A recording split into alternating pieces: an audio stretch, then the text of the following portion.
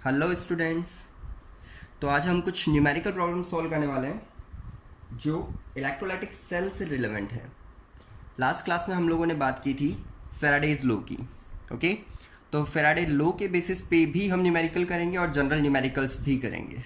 ठीक है, ये सारे न्यूमेरिकल आपका ऑलमोस्ट एनसीईआरटी बोर्ड के बेसिक क्वेश्चंस को कवर करता है। ओके, तो जितने भी कॉम्बिनेशंस हैं आपको उनकी बार बार प्रैक्टिस करनी है और अच्छे से समझना है। हम स्टार्ट करते हैं फर्स्ट क्वेश्चन से।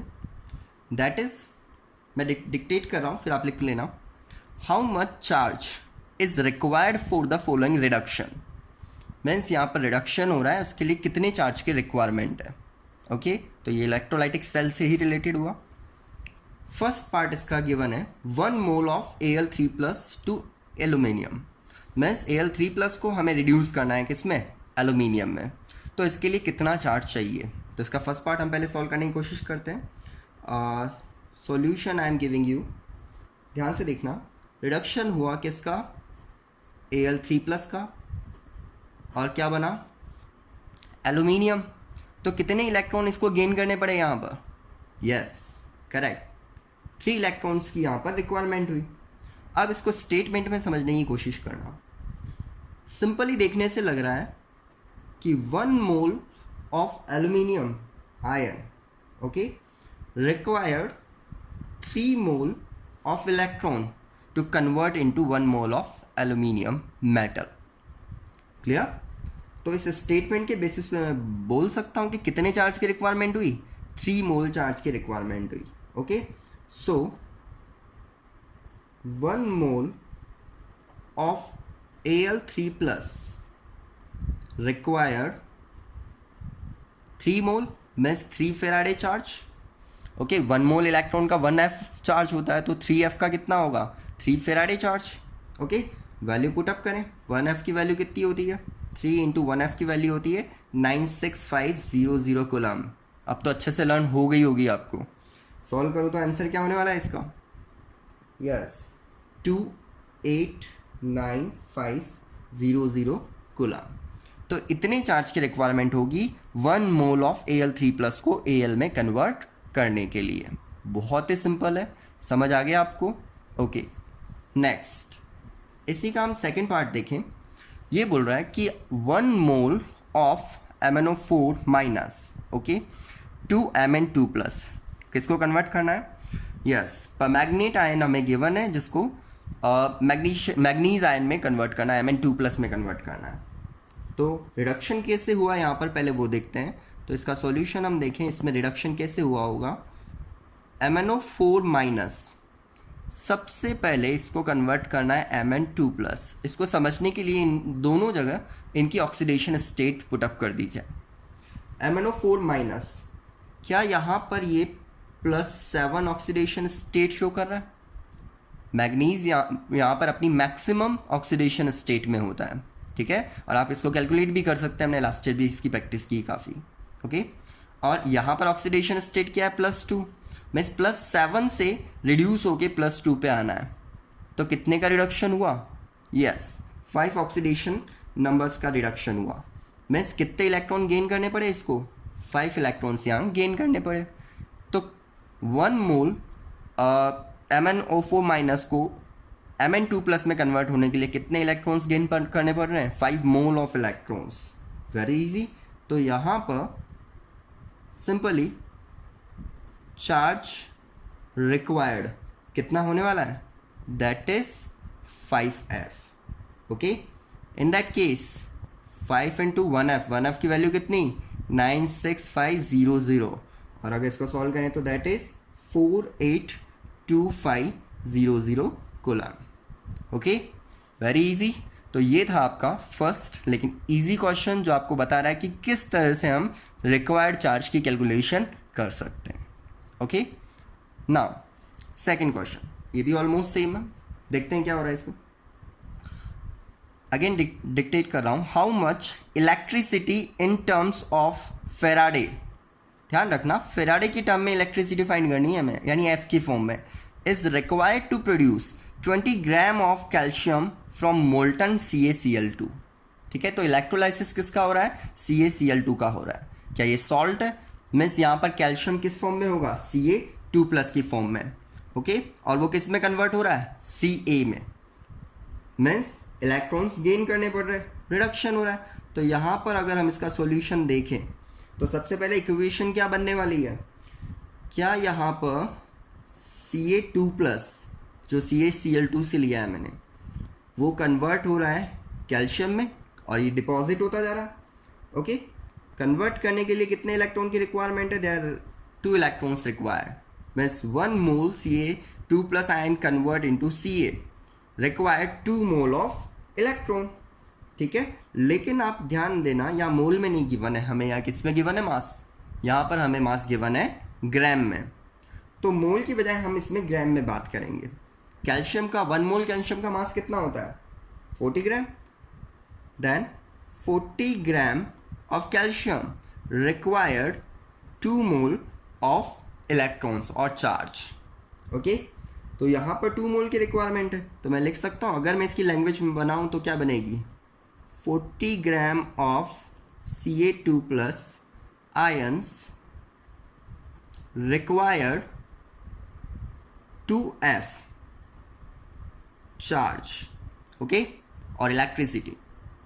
Then 20 gram which is given of Ca2+ ions required how much, बहुत easy calculation I think, that is 20/40 into 2F। मैं अगर इसको सॉल्व करूं तो ये आपका 1F। बहुत सिंपली आपने आंसर कैलकुलेट कर लिया, आपको इजीली समझ आ गया होगा, ओके।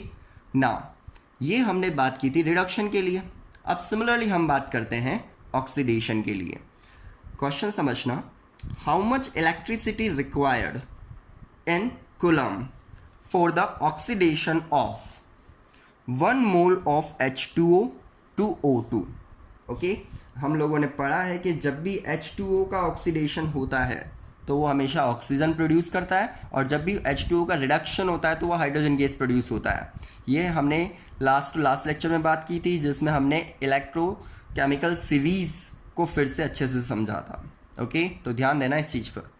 और तब मैंने आपको दोनों रिएक्शंस भी अच्छे से लर्न करवाई थी कि H2O O2 प्रोड्यूस करेगा तो क्या रिएक्शन होने वाली है, और H2O H2 प्रोड्यूस करेगा तो क्या रिएक्शन होने वाली है। तो ये रिएक्शन आई होप आपको अच्छे से लर्न होगी, और नहीं है तो अभी जा करके उसे लर्न करो और फिर यहाँ पर क्वेश्चन की प्रैक्टिस करो, ओके। तो स्टार्ट करते हैं इसका सोल्यूशन, बहुत सिंपल है। सबसे पहले रिएक्शन क्या होने वाली है कि H2O, ध्यान देना 1 मोल, तो मैं यहाँ पर 1 मोल ही रहने दूंगा, यहाँ पर मैं बैलेंसिंग के लिए कोई भी छेड़छाड़ नहीं करूँगा, ओके। जो भी मुझे करना है मैं प्रोडक्ट साइड में बैलेंस करूँगा। तो 1 मोल वाटर का अगर ऑक्सीडेशन हो रहा है तो डेफिनेटली वो O2 प्रोड्यूस कर रहा है, ओके, और साथ में रिलीज करेगा H+ आयन, ठीक है। इन दैट केस यहाँ पर क्या होने वाला है, अब मैं यहाँ तो बैलेंस नहीं कर सकता, तो ये इसको बैलेंस करने के लिए सबसे पहले 2H+ आयन होंगे, और ऑक्सीजन का एक ही एटम है तो मुझे यहाँ हाफ करना है, ओके। सिंपल बैलेंसिंग है।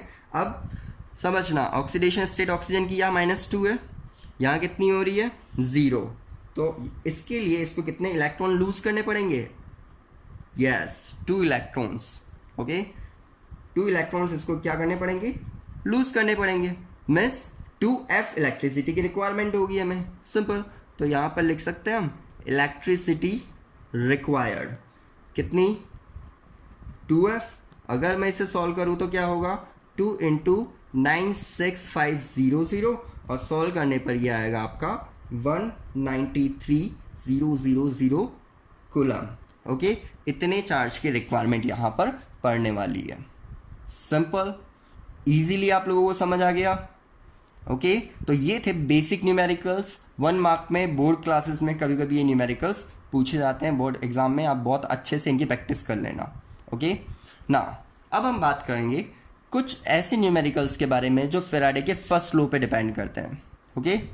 तो लेट्स स्टार्ट। ये न्यूमेरिकल स्टार्ट करने से पहले मैं आपको सारे फॉर्मूलाज जो फेराडे के लॉ पे डिपेंड करते हैं वो रिवाइज करवा रहा हूँ, ओके, अच्छे से। वैसे मैंने पढ़ा चुका हूँ लास्ट लेक्चर में, लेकिन फिर भी आपको रिकॉल करवा रहा हूँ और बार बार करवाऊँगा ताकि आपको लर्न होते जाए। आप भी इसकी प्रैक्टिस प्रॉपर रखिएगा, ओके। सबसे पहले हम बात करेंगे, फर्स्ट हमने जो यहाँ पर पढ़ा था वो था Faraday's first law. Okay, first law के बेसिस पे नंबर ऑफ मोल्स की टर्म में, मैंने कहा ना हमने बहुत सारी टर्म्स में फॉर्मूलाज फाइंड आउट किए, लेकिन हम किस टर्म में बात करने वाले हैं, नंबर ऑफ मोल्स। और आप अगर मेरे अकॉर्डिंगली चलेंगे तो आप बहुत ही अच्छे से सॉल्यूशंस कर पाएंगे। ओके, तो नंबर ऑफ मोल्स फॉर्मूला बोलो जल्दी। Yes, current into time upon 96500 into N factor. Okay, N factor valency था, इस पे भी मैंने लेक्चर के एंड में आपको बताया था कि एन फैक्टर की वैल्यू वैसे वैलेंसी ही होती है, और अगर फाइंड भी करनी पड़े हम किस तरह से उसे देख के फाइंड कर सकते हैं। ओके, नाउ नेक्स्ट, अगर मेरे पास एक बार नंबर ऑफ मोल्स आ जाए, तो अगर मुझे वेट फाइंड करना हो तो सिंपल क्या है, number of moles into molar mass. Okay, next, अगर मुझे वॉल्यूम फाइंड करना हो तो क्या होगा, नंबर ऑफ मोल्स इंटू 22.4। ये आंसर हमें लीटर में मिलेगा, और ये किस पे मिलेगा, STP पर। ये ध्यान रखना, भूलना मत condition, it will get at STP in litre. ये हमारा फेराडे के फर्स्ट लॉ से था। अगेन एक रिलेशन भी हमने यहाँ फाइंड आउट किया था। ओके, तो मैं यहाँ रिलेशन भी लिख रहा हूँ, रिलेशन बहुत ही काम का है, बहुत अच्छे से आप इसको ध्यान रखिएगा। Okay, first, number of moles at cathode deposited upon number of moles at anode deposited is equals to n factor at n of anode and n factor of cathode। दोनों एक दूसरे के इनवर्सली प्रोपोर्शनल होते हैं, ये हमने prove भी किया था, उसी से ये हमारा रिलेशन निकला था। ये बहुत ही इंपॉर्टेंट है, क्योंकि इससे हम एक का फाइंड आउट कर लेंगे तो दूसरे का फाइंड करना काफ़ी ईजी हो जाएगा। Okay, now the third one is from Faraday's second law. Faraday के सेकेंड लॉ से जो थर्ड रिलेशन आया था बहुत ही इजी था। Weight of first deposited metal upon weight of first या mass of second deposited metal is equal to the equivalent mass of first and equivalent mass of second ratio. Okay, दोनों के ratio equal होंगे क्योंकि ये directly proportional होते हैं। ये हमने सेकेंड लॉ में बात की थी। ये सारे के सारे फॉर्मूलाज आपको बहुत ही अच्छे से लर्न रखने हैं, इसके बिना आपका आगे आने वाला कोई न्यूमेरिकल नहीं होगा, और अगर इसमें से न्यूमेरिकल आता है तो ये 2 या 3 मार्क के क्वेश्चन में आएगा। ओके, स्टार्ट करें। Okay, now next numerical dictate कर रहा हूँ, बहुत अच्छे से समझना है इसको। A solution of CuSO4 is electrolyzed for 10 minutes with a current of 1.5 ampere. What is the mass of copper deposited at cathode? Okay? समझना, इसमें गिवन है क्या एक्चुअली। हमें सबसे पहले तो प्रोडक्ट में हमें कैथोड पर क्या मिल रहा है, कॉपर मिल रहा है। तो अगर मैं यहाँ पर सॉल्यूशन इसका स्टार्ट करूँ तो प्रोडक्ट हमें क्या मिल रहा है, ध्यान देना, प्रोडक्ट मिल रहा है दैट इज एट कैथोड, और क्या मिल रहा है, कॉपर मिल रहा है। ओके, तो Cu2+ किस में कन्वर्ट हो रहा है, Cu में। नेक्स्ट, क्या गिवन है हमें, क्या हमें टाइम गिवन है, कितने मिनट्स, यस 10 मिनट्स। तो time is equal to 10 minute. ध्यान देना, मिनट्स में हम कभी नहीं लेंगे, हमें सेकंड में कन्वर्ट करना। मिनट, आवर्स, डेज कुछ भी गिवन है, हमें किस में कन्वर्ट करना है, हमें ऐसा यूनिट में ही कन्वर्ट करना है, हमें सेकंड में कन्वर्ट करना है। 10 × 60 कितने सेकंड हो गए, 600 सेकंड। ये तो हमें गिवन है। ओके, अब इससे आगे बात करें हम कि फाइंड क्या करना है, फाइंड करना है मास ऑफ कॉपर। ध्यान देना, मास फाइंड करना है मुझे, और मुझे मास फाइंड करना हो चाहे वॉल्यूम फाइंड करना हो, मुझे पहले क्या फाइंड कर लेने चाहिए, नंबर ऑफ मोल्स। तो मैं डायरेक्टली ये फॉर्मूला यहाँ पर पुट कर सकता हूँ। फॉर्मूला क्या है, N = I × T upon 96500 into N factor. क्या मुझे I की वैल्यू गिवन है, 1.5 ampere. N factor copper Cu2+ से Cu में कन्वर्ट हुआ, यानी +2 वैलेंसी शो कर रहा है, तो एन फैक्टर क्या हो गया उसके लिए, 2। सारी वैल्यूज़ गिवन है, मैं सिंपली सॉल्व करूँगा और मेरा आंसर मेरे सामने होगा। मीन्स नंबर ऑफ मोल्स आ जाएंगे मेरे पास। वैल्यूज़ पुट अप करें अगर हम, तो that is current is 1.5 into time is 600 upon 96500 into 2। Okay, 2 is an factor. Okay, simply मैंने पॉइंट रिमूव किया तो यहाँ पर 10 पुटअप किया, ये 0 से 0 कैंसिल हुआ। ओके, और इसको मैं सिंप्लीफाई करूँ तो ये गया 3 टाइम्स और ये जाएगा 1 9 एंड 3 टाइम्स। ओके, अगर मैं इससे भी कन्वर्ट कर दूँ तो ये फाइनली मेरे पास बचेगा 9/193 इंटू 10 मोल्स। ओके, ये मेरे पास नंबर ऑफ मोल्स आ गए। अब मुझे नंबर ऑफ मोल्स थोड़ी चाहिए, मुझे क्या चाहिए, मास। ओके, तो मास चाहिए, तो मास के लिए क्या करना है, मास के लिए सिंपल फॉर्मूला है, mass is equals to number of moles into molar mass. N की वैल्यू कितनी है ये मेरे पास, यस 9/193 इंटू 10 इंटू मल्टीप्लाई किससे कराना है, कॉपर के मास से, दैट इज 63। तो मैं इसको अगर सॉल्व करने लगूँ तो ये मेरे पास जो वैल्यू आएगी दैट इज 0.293 ग्राम। ठीक है, ये मेरे पास फाइनल आंसर आ गया। मीन्स 10 मिनट्स अगर मैं 1.5 एम्पियर की करंट पास करके इलेक्ट्रोलाइसिस करता हूँ किसका, CuSO4 के सॉल्यूशन का, तो उसमें मुझे 0.293 ग्राम कॉपर डिपॉजिटेड होती दिखाई देगी कैथोड पर।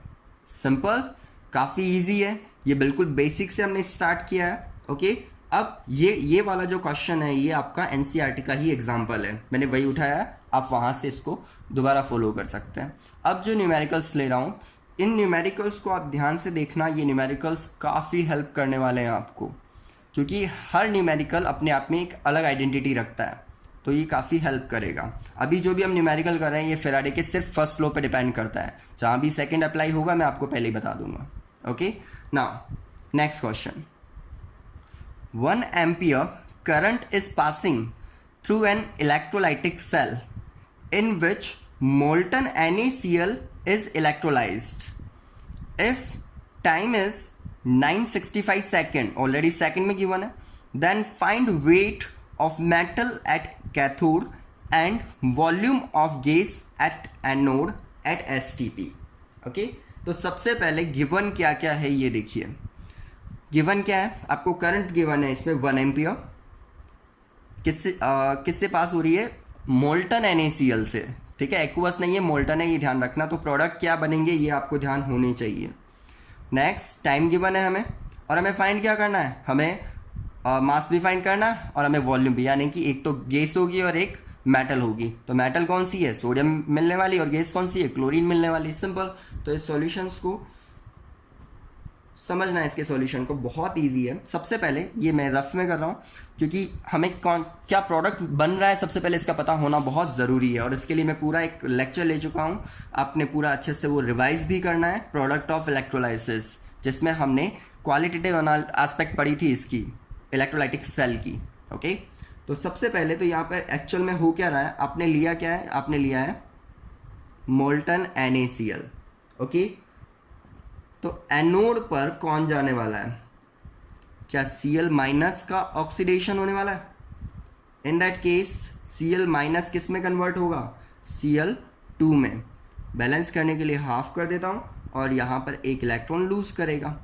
ठीक है, तो यहाँ पर प्रोडक्ट ध्यान रखना, हमें Cl2 मिलेगा, गैस, इसलिए इसने वॉल्यूम दिया है हमें।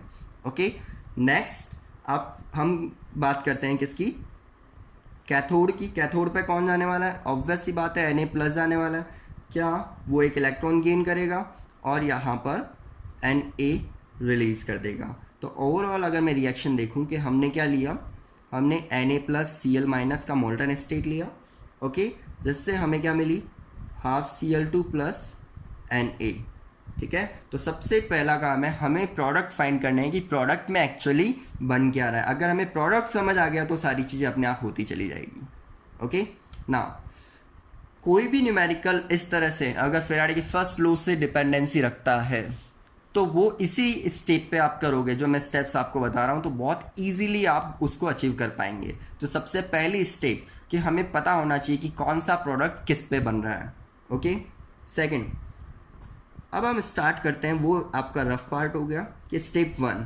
तो सबसे पहले तो आपको रिलेशन निकालना है कि कैथोड और एनोड में एक्चुअल में यह रिलेशन क्या है। जिससे न्यूमेरिकल ईजिली सॉल्व हो जाए। तो रिलेशन के लिए ये है हमारे पास, कैथोड और एनोड के लिए मैं एक बार फिर से लिख देता हूँ, number of moles of anode upon number of moles of cathode, या कैथोड अपॉन एनोड, जैसा भी आप लेना चाहे कोई इशू नहीं है उसका, and number of N factor of cathode upon N factor of anode. Okay, मैंने यहाँ रिवर्स इसलिए लिया ताकि आप ध्यान रहे कि हम इसको अपोजिट भी कर लें तो कोई इशू नहीं होगा, रिलेशन सेम निकलने वाला। तो अगर मैं इसके बेसिस पे बात करूँ तो यहाँ पर एनोड पे क्या बन रहा है मेरा, Cl2, तो N number of moles of Cl2 upon number of moles of sodium is equal to, यहाँ पर कैथोड पर एन फैक्टर की वैल्यू क्या आ जा रही है, सोडियम के लिए 1, और एनोड यानी Cl के लिए एन फैक्टर Cl2 के लिए कितनी होती है 2। तो इट मीन्स मेरे पास एक रिलेशन आ गया। रिलेशन क्या आया, number of moles of Cl2 equal to half of the number of moles of sodium. Means मैं किसी एक के निकाल लेता हूँ, सपोज मैंने सोडियम के निकाल लिए तो मैं उसको हाफ कर दूंगा तो मुझे किसके मिल जाएंगे, मुझे यहाँ पर क्लोरीन के भी मिल जाएंगे। Okay, now step second step में हम number of moles find out करेंगे। नंबर ऑफ मोल्स फाइंड करने का फॉर्मूला आपको अच्छे से लर्न होना चाहिए, बार बार सिर्फ इसलिए लिख रहा हूँ ताकि आप हर चीज़ अच्छे से ध्यान रखें। ओके, आई की वैल्यू कितनी है यहाँ पर 1 एम्पियर इंटू टी, टाइम कितना है 965 second upon 96500 into N factor sodium के लिए कितना है 1, सिंपल। तो अगर मैं इसको कैंसल आउट करूं तो ये कितने टाइम्स गया 100, मीन्स मेरा सिंपल ही आंसर क्या है 10⁻² मोल ऑफ सोडियम। ध्यान देना ये हमने किसके लिए कैलकुलेट किया, सोडियम के लिए। ठीक है, अगर सोडियम मेरे पास आ गया तो उसको हाफ कर दूँ तो वो किसके लिए हो जाएगा, क्लोरीन के लिए। तो number of moles of Cl2 कितने हो जाएंगे मेरे पास सिंपली, तो ये मेरे पास सिंपली हो जाएंगे half into 10⁻²। Okay, in that case ये तो मेरे पास नंबर ऑफ मोल्स आ गए दोनों के। मुझे एक्चुअल में फाइंड क्या करना है, मुझे mass of metal and volume of gas find करना है। ओके, तो ये मैं कैसे फाइंड कर सकता हूँ। नेक्स्ट आती है आपकी स्टेप 3। स्टेप 3 में आप ये वाला फॉर्मूला अटैच कर दो। मास फाइंड करना है तो number of moles into molar mass, और वॉल्यूम फाइंड करना है तो number of mole into 22.4 litre में मिलेगा इसका आंसर आपको। ओके, तो यहाँ पर मैं मास ऑफ Na अगर मैं फाइंड करूँ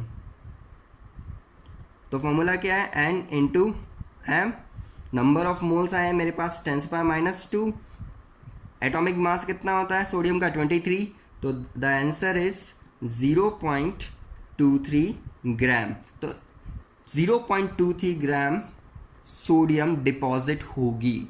ओके, सिमिलरली कितना वॉल्यूम मुझे वहाँ मिलने वाला है, तो again number of moles into 22.4, तो मैं नंबर ऑफ मोल्स कितना आया मेरे पास क्लोरीन का, that is half into 10⁻² into 22.4।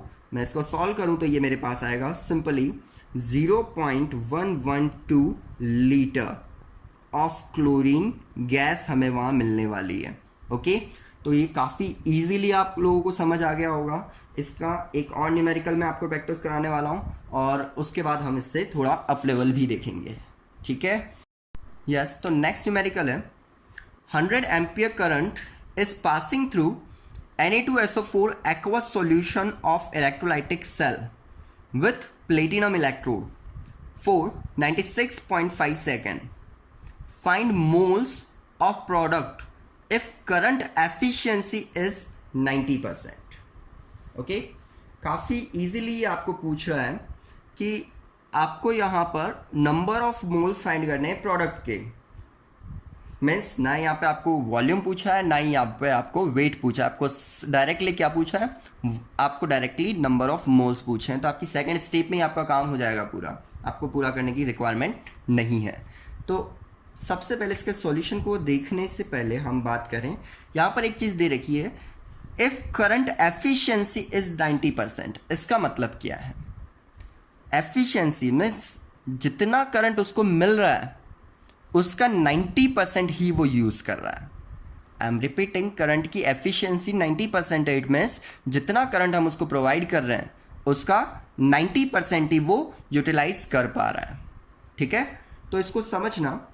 मैं यहाँ पर गिवन्स लिख लेता हूँ सबसे पहले कि मुझे यहाँ क्या क्या गिवन है।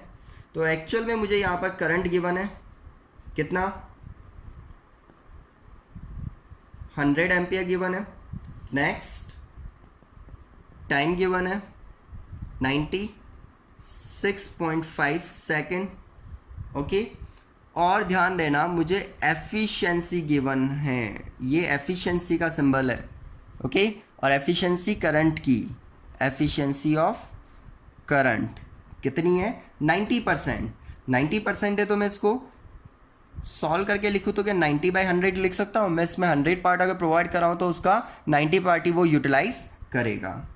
ओके, ना अगेन स्टेप 1, सबसे पहले तो हमें क्या पता होना चाहिए, सबसे पहले तो प्रोडक्ट क्या है और किस पे है।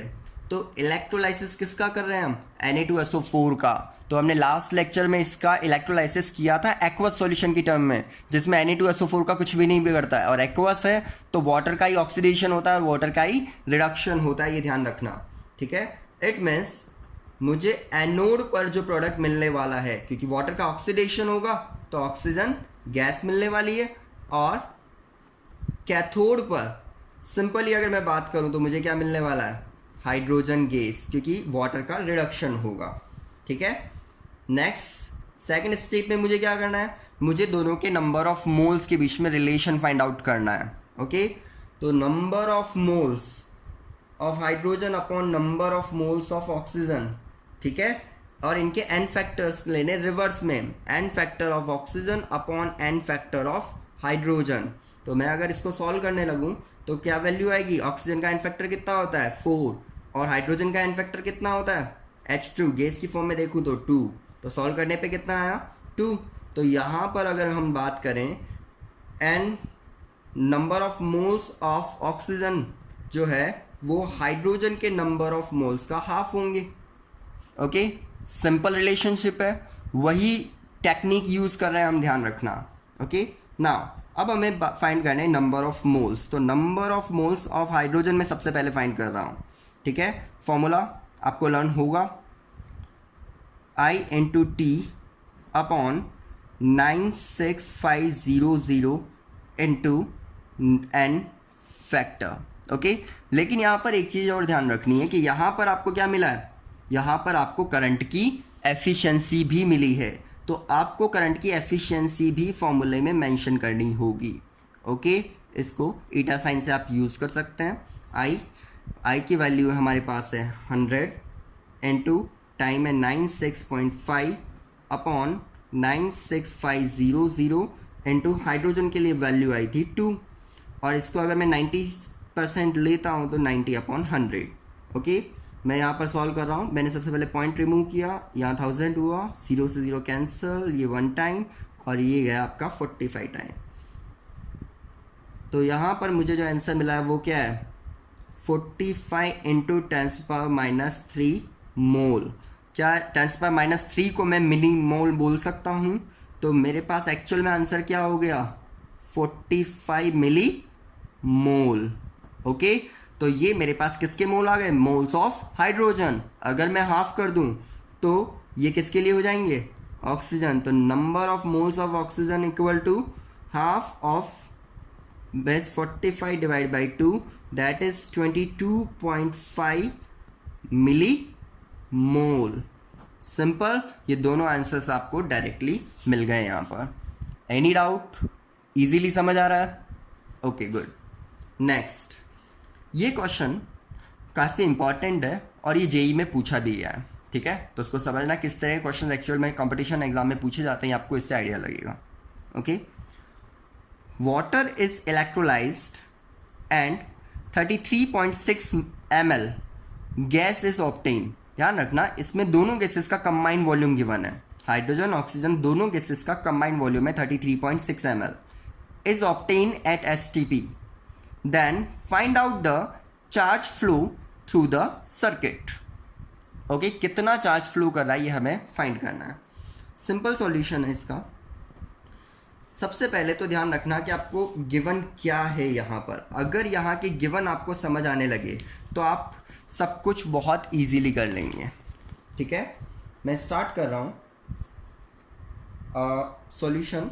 सबसे पहले आपको यहाँ पर चार्ज फाइंड करना है, तो let charge flowing as Q. कितना चार्ज यहाँ पर फ्लो कर रहा है? सपोज क्यू चार्ज यहाँ पर फ्लो कर रहा है। तो सबसे पहले स्टेप क्या आती है हमारी? n of H2 upon n of O2। मैं डायरेक्टली करूँ क्योंकि यहाँ पर मैंने सॉल्व किया हुआ है, तो 4/2 अगर मैं करूँ तो ये सिंपली मेरे पास रिलेशन क्या आने वाला है? n of O2 is equals to n of H2 upon 2। यहीं पर ये सॉल्यूशन किया है, इससे मैंने शॉर्ट में कर दिया। और मुझे गिवन क्या है इसमें? मुझे गिवन है volume of hydrogen plus volume of oxygen, दोनों का कंबाइन, दोनों का सम मुझे गिवन है 33.6 ml। ध्यान रखना ml में गिवन है, तो आप जब भी आगे वॉल्यूम का फॉर्मूला काम में ले तो यहाँ आपको पता होना चाहिए कि आप ml यूनिट ले रहे हैं। ओके, न्यूमेरिकल में यूनिट्स हमेशा सेम जानी चाहिए ना। अगर मैं फॉर्मूला लगाऊं number of moles of hydrogen, तो क्या होगा? I into T upon 96500 into N factor of for hydrogen. Solve करते सी मैं इसको क्या लिख सकता हूँ? क्योंकि मुझे चार्ज फाइंड करना है तो I इंटू टी को क्या मैं Q की फॉर्म में लिख सकता हूँ? Q equals to I T. Okay, upon 96500 into hydrogen के लिए एन फैक्टर कितना होता है? 2। ओके, तो volume of hydrogen at STP मेरे पास कितना मिलने वाला है? ठीक है, तो यहाँ पर वॉल्यूम का फॉर्मूला क्या होता है? n of number of moles of H2 into 22400। ध्यान रखना यहाँ पे 22.4 नहीं लिया है मैंने, यहाँ पर 22,400 लिया है। क्यों? क्योंकि वो तभी लिया जाता है 22.4 जब लीटर में यूनिट चल रही हो, लेकिन यहाँ यूनिट किस में चल रही है हमारी? ml, मैंने लीटर में, इसलिए मैंने यहाँ पर 1000 से पहले ही मल्टीप्लाई कर लिया है। ओके, तो ध्यान देना ये मैंने किस लिए किया? ताकि मुझे आंसर किस में मिले? ml में। तो मैं यहाँ पर अगर निकालूँ वॉल्यूम ऑफ हाइड्रोजन तो वो कितना हो गया? तो इसकी वैल्यू यहाँ से मैंने पुटअप की, that is Q upon 96500 into 2 into 22,400 ml। Okay, that is equation 1। Now for volume of oxygen at STP मुझे क्या करना चाहिए? क्या जो भी मेरे पास इसके नंबर ऑफ मोल्स हाइड्रोजन क्या है उसको हाफ कर लेना चाहिए? तो ये मेरे पास वो जो भी वैल्यू है इसको मैं हाफ से मल्टीप्लाई करता हूँ, तो ये क्या हो जाएगा? Q अपॉन 96500 इंटू हाफ से मल्टीप्लाई किया तो ये 2 जो है ये 4 हो जाएगा, इंटू 22,400 ml। ये मेरे पास आ गई इक्वेशन 2। ओके, दोनों इक्वेशंस कैसे है ये हमें इजीली समझ आ गया। अब इन इक्वेशंस को हमें सॉल्व करना है। कुछ नहीं, क्या मैं इक्वेशन 1 और 2 को ऐड कर दूं? अगर मैं 1 और 2 को ऐड करता हूं तो VH2 एंड VO2 को ऐड करूंगा, जिसकी वैल्यू मुझे पता है 33.6। गुड, ठीक है। तो मैं यहाँ पर अगर मैं ऐड करूं तो मेरे पास आ रहा है Q upon 96500 into 2 into 22,400 plus Q upon 96500 into 4 into 22,400 which is equal to 33.6। Simple, common ले लूँ मैं अगर यहाँ पर तो क्या क्या कॉमन आ रहा है? Q into 22,400 upon 96500 into 4। अगर ये कॉमन ले लूँ तो अंदर क्या बचा मेरे पास? 2 प्लस 1 इज इक्वल्स टू 33.6। ओके, तो Q की वैल्यू मैं अगर निकालना चाहूँ तो यहाँ क्या हो जाएगी? 33.6 इंटू 96500 इंटू 4 अपॉन 22,400 इंटू 2 प्लस 1 3। ओके, क्या कंप्लीट सॉल्यूशन करूँ तो ये आ जाएगा मेरे पास। पॉइंट रिमूव किया मैंने, मल्टीप्लाई बाई 10, ये मैंने कट किए 0 से 0। ओके ना, नेक्स्ट कटिंग हो रही है मेरे पास, ये मैं कट करूं तो ये 112 से कट होगा 2 टाइम्स और ये 112 से कट होगा 3 टाइम्स। ओके, अगेन 3 से 3 कैंसिल, 2 से 2 टू ज़ा 4, और अगर मैं इसको सॉल्व कर लूँ तो ये मेरे पास वैल्यू आने वाली है 96.5 इंटू 2। 96, ये 10 के लिए 0.5 इंटू 2, और अगर मैं इसको सॉल्व कर लूँ तो दैट इज 193 कूलम चार्ज। ठीक है, तो यहाँ पर कितने चार्ज की रिक्वायरमेंट हुई? 193 कूलम चार्ज की रिक्वायरमेंट हुई जब वाटर का इलेक्ट्रोलाइसिस कर रहे हैं और 33.6 ml उनका कंबाइंड वॉल्यूम प्रोड्यूस हो रहा है। क्या इजीली आपको समझ आ गया? Okay, any doubt? नो। ये न्यूमेरिकल जेई में आया हुआ है तो आपको बहुत केयरफुली इसको करना है। ये सारे न्यूमेरिकल जो अब तक हमने किए हैं ये सब फेराडे के फर्स्ट लॉ पे डिपेंडेंट करते हैं। ओके, अब जो हम न्यूमेरिकल करने वाले हैं वो फेराडे के फर्स्ट और सेकंड दोनों पे डिपेंड करते हैं या फिर फेराडे के सेकंड लॉ पे डिपेंड करते हैं। Okay, next numericals. जो फर्स्ट न्यूमेरिकल है हमारा, ये फेराडे के फर्स्ट लॉ पे भी डिपेंड करता है और फेराडे के सेकंड लॉ पे भी डिपेंड करता है। ठीक है, तो स्टार्ट करते हैं। 3 electrolytic cells A, B, C contain solution of ZnSO4, AgNO3, CuSO4 respectively. Okay, connected in series, ध्यान रखना सीरीज में कनेक्टेड है यानी सेकेंड लॉ फॉलो होना है। एक current of 1 ampere pass through then until 1.08 gram of silver deposited at cathode of cell B. How long did current flow and find out mass of copper and zinc deposited. ठीक है, अब इस numerical को अच्छे से समझना। ये कहना क्या जा रहा है? सबसे पहले तो फाइंड क्या करना है कि करंट कितने टाइम तक के लिए पास ऑन हुआ है, तो करंट फ्लो कितने टाइम के लिए हुआ ये आपको फाइंड करना है। तो टाइम के लिए हम फेराडे का फर्स्ट लॉ ही यूज़ करेंगे। ओके, और सेकेंड थिंग ये बोल रहा है आपको कि कितना डिपॉजिट हो रहा है कॉपर और जिंक अगर आपका सिल्वर का डिपोजिशन आपको गिवन है। सिल्वर 1.08 ग्राम यहाँ पर डिपॉजिट हो रहा है और रिमेनिंग हमें किसका निकालना है? हमें कॉपर और जिंक के लिए कैलकुलेट करना है। ठीक है, तो हम स्टार्ट करते हैं। सबसे पहले सॉल्यूशन में जो मैं अप्लाई करूँगा वो फेराडे का फर्स्ट लॉ होगा। ठीक है, फर्स्ट लॉ के हिसाब से मुझे सबसे पहले गिवन क्या है? मुझे वेट ऑफ सिल्वर गिवन है क्या? यस, कितना? 1.08 ग्राम। ओके, 1.08 ग्राम। नेक्स्ट मुझे करंट गिवन है क्या? Yes, that is 1 ampere. Okay, 1 ampere मुझे करंट भी गिवन है। ठीक है, फाइंड क्या करना है? मुझे सबसे पहले टाइम फाइंड करना है। अब टाइम मैं कैसे फाइंड करूं? Again formula, number of moles का फॉर्मूला क्या है मेरे पास? Number of moles of silver मुझे फाइंड करना है। तो फॉर्मूला क्या है मेरे पास? फॉर्मूला है I into T upon 96500 into N factor. Simple. अब इसको ध्यान देना, लेकिन मुझे मोल्स गिवन नहीं, लेकिन मुझे गिवन मास पता है और मुझे मोलर मास पता है। तो क्या मैं इस फॉर्मूले को सिंपली लिख सकता हूँ? Given mass of silver upon molar mass of silver, और मुझे टी फाइंड करना है, बाकी वैल्यूज़ मुझे गिवन है। तो मेरे लिए यहाँ पर टी की वैल्यू एक्चुअल में क्या हो जाएगी? टी के लिए मेरे पास फॉर्मूला हो जाएगा W ऑफ W, या मैं डायरेक्ट वैल्यू रख दूँ, डायरेक्ट वैल्यू रख देता हूँ। ठीक है, WAG इज इक्वल्स टू, मैं वैल्यूज़ पुटअप करूँ यहाँ पर, डायरेक्ट कर रहा हूँ मैं। WAG मेरे पास है 1.08, मास है मेरे पास 108 इज इक्वल्स टू I है मेरे पास 1 into T upon 96500 into N factor silver. Silver हमेशा एक ही वैलेंसी शो करता है तो 1 होने वाला है।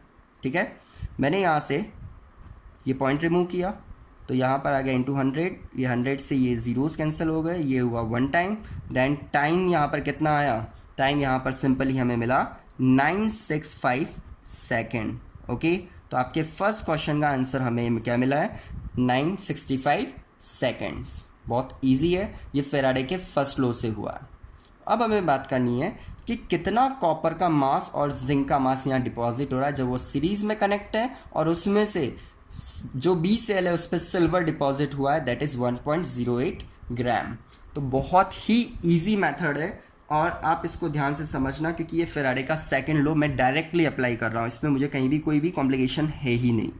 तो सबसे पहले तो फेराडे का सेकंड लॉ क्या कहता है कि अगर आपको mass of W1 upon W2 याद आ रहा है, तो W of silver upon W of copper, suppose मैं पहले कॉपर का फाइंड कर रहा हूँ, तो ये क्या हो जाएगा, equivalent mass E1 upon E2 means equivalent mass of silver and equivalent mass of copper. ठीक है, तो सबसे पहले तो मुझे इनके इक्विवेलेंट मास की वैल्यूज़ फाइंड आउट करनी है। तो इक्विवेलेंट मास ऑफ सिल्वर कितना होगा, सबसे पहले molar mass upon valency n factor, तो वैलेंसी 1 है तो इसकी वैल्यू तो 108 हो जाएगी। Next equivalent mass of copper कितना होगा, तो कॉपर का आपको मोलर मास गिवन है that is 63 upon copper generally value क्या वैलेंसी शो करता है +2, तो यहाँ पर आपके लिए ये इसकी वैल्यू आ गई। तो इस फॉर्मूले को अगर मैं यूज़ करूँ तो मुझे मास ऑफ कॉपर निकालने में कोई दिक्कत होने वाली है क्या, नहीं। क्या फॉर्मूला हो जाएगा, मास of silver into equivalent mass of copper upon equivalent mass of silver. Okay, values put up कर देते हैं। क्या वैल्यूज़ है हमारे पास, सिल्वर के लिए मास कितना आ गया, दैट इज़ 1.08 इनटू कॉपर के लिए इक्विवेलेंट मास हो गया 63/2 और सिल्वर के लिए हो गया 108। पॉइंट रिमूव किया मैंने, 0.10 वन टाइम कट हुए। अगर मैं इसको सॉल्व करूं तो ये हो जाएगा आपका that is 31.5 31.5 I think. Okay, तो इसको सॉल्व कर दिया तो ये कितना हो जाएगा 3.15 ग्राम। तो यहाँ पर आपको कितना मिलने वाला है, 3.15 ग्राम ऑफ कॉपर यहाँ पर आपको मिलने वाला है। क्या इजीली समझ आ गया, यहाँ पर एक्चुअली यहाँ पर एक ज़ीरो और होना चाहिए, तो ये होगा 0.315 ग्राम ओके ऑफ कॉपर। तो कॉपर कितने मिलने वाला है, 0.315 ग्राम ऑफ कॉपर हमको यहाँ मिलने वाला है।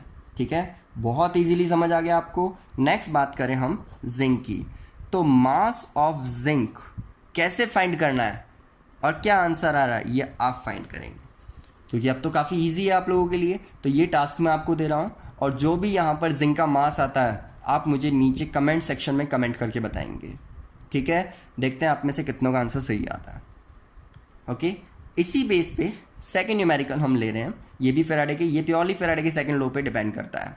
न्यूमेरिकल देखना, the same amount of charge that deposited 2.158 gram silver was passed through a solution of gold salt where 1.314 gram of gold deposited. Find the equivalent mass of gold and valency of gold.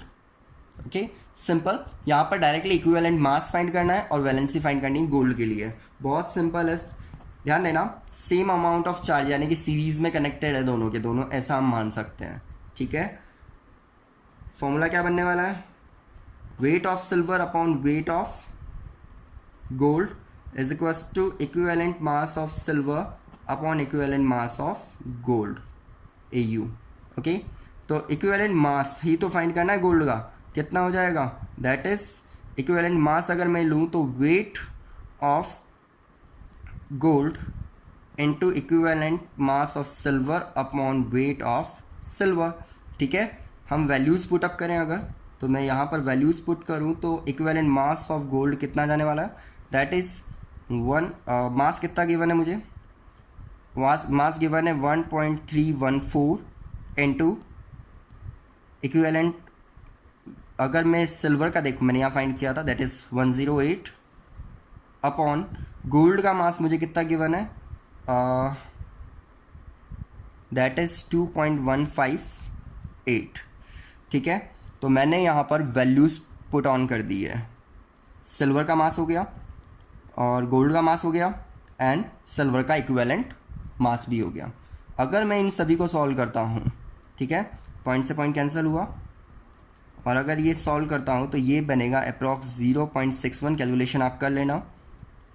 तो gold का equivalent mass यहाँ पर आ जाएगा, दोनों को multiply अगर मैं करूँ यहाँ पर तो दैट इज़ 65.8 ग्राम इक्विवेलेंट, ग्राम पर इक्विवेलेंट। ओके, ये मेरे पास इक्विवेलेंट मास आ गया। तो क्या मेरे पास फर्स्ट क्वेश्चन का आंसर यहाँ पर आ गया, इक्विवेलेंट मास ऑफ गोल्ड। अब इक्विवेलेंट मास आ गया तो वैलेंसी तो निकालना बहुत ईजी हो गया। वैलेंसी, वैसे गोल्ड की वैलेंसी आपको पता होनी चाहिए ताकि आपका क्वेश्चन जब आए, आंसर जब आए इसका, तो आपको उसे क्रॉस चेक कर पाएँ। तो equivalent mass of gold is equals to mass of gold, molar mass of gold, और एटॉमिक मास के बाद हम उसका ले लेंगे एन फैक्टर। ठीक है, तो n F is equals to क्या हो जाएगा, yes, atomic mass upon equivalent मास।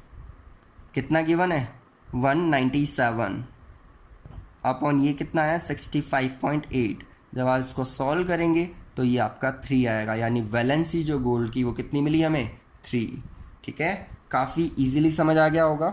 आप इन सभी न्यूमेरिकल्स की अच्छे से प्रैक्टिस करना। और भी कई न्यूमेरिकल्स बुक में गिवन है, एनसीईआरटी में भी पीछे आपको काफ़ी सारे क्वेश्चंस गिवन है, आप उनकी भी प्रैक्टिस करना।